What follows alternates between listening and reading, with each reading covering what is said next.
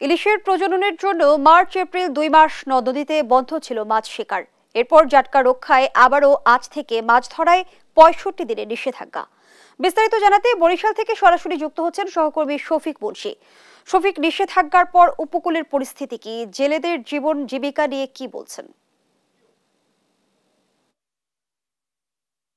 জয়ী, আসলে আপনি যেমনটি বলছিলেন যে মাত্র 20 দিন আগেই কিন্তু 2 মাসের একটা নিষেধাজ্ঞা ছিল যে ইলিশ রক্ষার জন্য যেসব নদ নদীতে আসলে ইলিশের অভয়াশ্রম আছে সেই জায়গাগুলোতে মাছ ধরার একটা নিষেধাজ্ঞা ছিল। আপনি যে জানেন বাংলাদেশে যে 6টি অভয়াশ্রম আছে ইলিশের, তার মধ্যে 5টিই কিন্তু বরিশালের নদ নদীগুলোতে, এবং এই কারণে কিন্তু বরিশালের বৃহৎ জেলেদের একটা অংশ তারা কিন্তু ওই 2 মাস বেকার ছিল। এই জাটকা রক্ষা এবং ইলিশের প্রজনন রক্ষার সময়টাতে কিন্তু অন্যান্য মাছ শিকারও বন্ধ থাকে। তো এটা গত আসলে 30 তারিখ শেষ হয়েছে। এই 20 দিন কিন্তু একটা মুক্ত সময় ছিল জলাশয়ে মাছ ধরার, কিন্তু এই 20 দিন পর আজ মধ্যরাত থেকে কিন্তু 65 দিনের জন্য নতুন করে একটা নিষেধাজ্ঞা শুরু হয়েছে সাগর এবং উপকূলবর্তী জলরাশিতে। তো বাংলাদেশের যে জেলে আছে তারা আমাদেরকে যেটা জানিয়েছে যে এই সময়টাতে সাগরে তারা না যেতে পারলেও পার্শ্ববর্তী দেশগুলোর যে জেলেরা আছে তারা কিন্তু আসলে এই সময়টাতে এই বাংলাদেশের জলরাশিতে অবৈধভাবে প্রবেশ করে এবং তারা মাছ শিকার করে। এই জায়গাটা যদি আসলে রোধ করা না যায় তবে পরবর্তীতে এই নিষেধাজ্ঞা শেষেও যখন বাংলাদেশের যে জেলেরা তারা যখন মাছ শিকারে যাবে তারা কিন্তু তাদের আকাঙ্ক্ষিত মাছ পাবে না। তো এই জিনিসটা কিন্তু তারা খুব গুরুত্বের সাথেই আমাদেরকে বলেছে। একই সাথে তারা যে জিনিসটা বলেছে যে এই যে 65 দিনের একটা বেকার সময় তারা যাবে, তো সেই সময়টিতে শুধুমাত্র সরকারের পক্ষ থেকে নিবন্ধিত যে জেলে আছে, যে বরিশাল বিভাগে নিবন্ধিত জেলের সংখ্যা 1,46,000। তো এই যে যার যে জেলেরা আছে তারা হয়তো বা 86 কেজি করে চাল পাবে, কিন্তু এর বাইরেও অনিবন্ধিত অনেক জেলে আছে তারা কিন্তু আসলে কিছুই পাবে না। তো সেই জায়গা থেকে একটা অনিশ্চয়তা, উদ্বিগ্নতা তাদের কাজ করছে যে আগামী 2 মাসেরও বেশি সময় তারা আসলে কিভাবে দিনাতিপাত করবে। একই সাথে নিবন্ধিত যে জেলে যারা আসলে চাল সহায়তা পাবে তারা যে জিনিসটা বলেছে যে চালের পাশাপাশি তাদের কিন্তু নগদ অর্থও কিন্তু দরকার, কারণ শুধু চাল দিয়ে কিন্তু আসলে তাদের সংসার চলে না।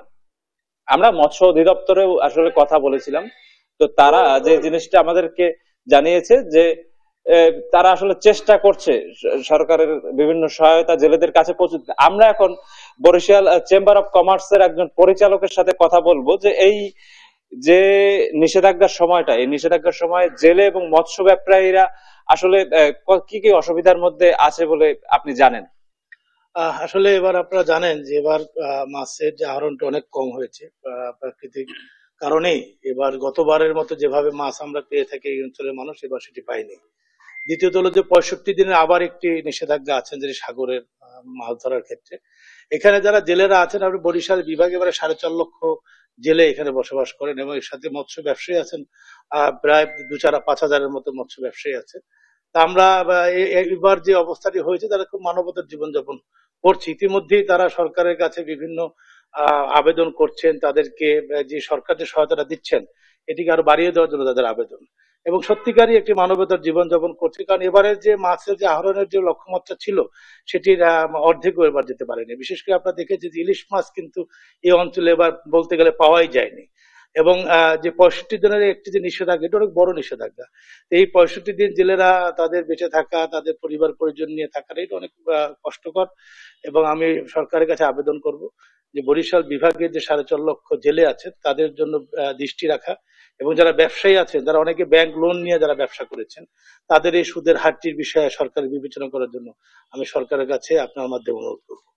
যে জয়, আসলে আমরা একজন ব্যবসায়ী নেতার সাথে কথা বলছিলাম এই অঞ্চলের, তিনি আমাদেরকে আসলে যেমনটি জানিয়েছেন সেই কথা কিন্তু এই অঞ্চলের মৎস্যজীবী এবং জেলেদেরও একই কথা, যে এই 65 দিন সাগরে নিষেধাজ্ঞা এবং 2 মাস নদ নদীতে নিষেধাজ্ঞা। তো মূলত দেখা যায় যারা মৎস্য ব্যবসায়ী তাদের পুরো বছরের মধ্যে প্রায় 5 থেকে 6 মাস বিভিন্ন নিষেধাজ্ঞাই আসলে কেটে যায়। তো বাদ বাকি যে সময় সেই সময়টিতে তারা তাদের আকাঙ্ক্ষিত মৎস্য আহরণ যদি করতে না পারে তবে তারা এই মৎস্য ব্যবসা যেটা সেটা কিন্তু একদম একটা ক্ষতির সম্মুখীন হয়। তো এভাবেই কিন্তু আসলে বরিশালের যে জেলে, বরিশালের মৎস্য ব্যবসায়ী তারা আসলে দিনাতিপাত করছে। ইতোমধ্যে তারা আসলে এই 65 দিনের যে নিষেধাজ্ঞার একটা প্রাথমিক ধাক্কায় কিন্তু তারা পড়েছে, যে বিগত যে 2 মাসের নিষেধাজ্ঞা ছিল বরিশালের নদ নদীতে, সেই জায়গাগুলো কাঙ্ক্ষিত মাছ না পায়। তো এই ছিল আমার কাছে নিষেধাজ্ঞার সময় বরিশালের জেলেদের অবস্থার সর্বশেষ। ধন্যবাদ জানাচ্ছি আপনাকে। দর্শক, বরিশাল থেকে জানাচ্ছিলেন শফিক মুন্সি।